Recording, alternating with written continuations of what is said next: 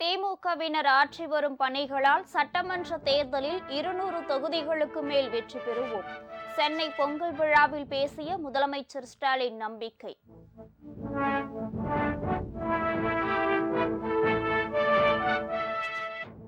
சட்டப்பேரவை தேர்தலில் அதிமுக சார்பில் போட்டியிட விருப்ப மனு கொடுத்தவர்கள்.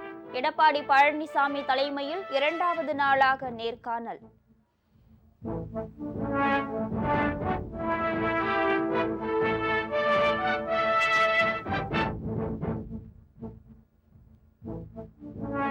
அதிக இடங்கள் கேட்டு அதிமுகவுக்கு அழுத்தம் கொடுக்கவில்லை. தமிழக பிஜேபி தலைவர் நயினார் நாகேந்திரன் விளக்கம்.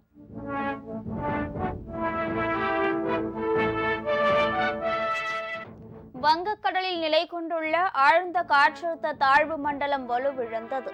இலங்கையில் திரிகோணமலை, முல்லைத்தீவு இடையே கரையை கடப்பதால் தமிழக காவிரி படுகை மாவட்டங்களில் மழைக்கு வாய்ப்பு.